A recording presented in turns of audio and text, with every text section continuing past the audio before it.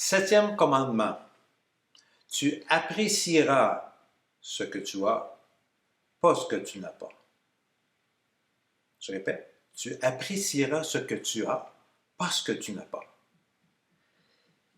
Une étude publiée en octobre 2011 dans Eating Behaviors, un journal aussi scientifique de grande envergure, Positive and Negative Dimensions of Weight Control Motivation.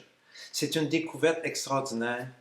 Ça rapporte une découverte extraordinaire en motivation. La motivation dans cette étude-là, il y a deux types de motivation. La motivation qu'on va appeler positive, avec les facteurs positifs, et la motivation négative avec les facteurs négatifs à la motivation, les freins. Alors, pour réussir, il faut avoir la motivation positive. La motivation positive, c'est les bénéfices que je recherche. Je suis mal, je vais être moins mal. Je suis diabétique, je vais être moins diabétique. Je n'ai pas de sucre.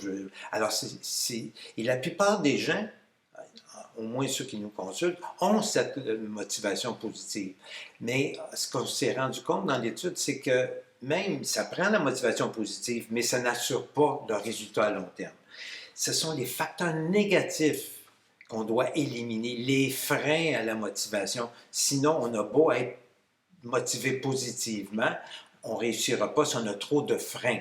Et ces freins-là, c'est quatre choses. C'est le ressentiment. Faire un régime, ça me fait chier, c'est injuste. Le regret au régime de perdre la nourriture qui me consolait, qui me faisait plaisir, qui me faisait du bien.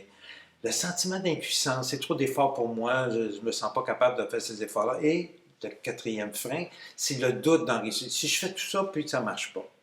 Alors, si on parle, cette étude-là a porté sur 40 000 personnes dans le monde, Canada, Québec, France, Irlande, alors 40 000 personnes, et les freins à la motivation sont la clé. Alors, le ressentiment. Ça me fait chier, c'est injuste, c'est insupportable de faire un régime. Bien, il faut peut-être se poser la question, est-ce qu'il est plus insupportable, plus supportable, ou ça va faire moins chier d'avoir mal dans le dos, d'avoir moins de souffle, d'être diabétique, de ne pas vous habiller comme vous aimeriez, de diminuer votre espérance de vie en bonne santé. Est-ce que le verre est à moitié plein ou à moitié vide? Septième commandement, tu apprécieras ce que tu as, pas ce que tu n'as pas.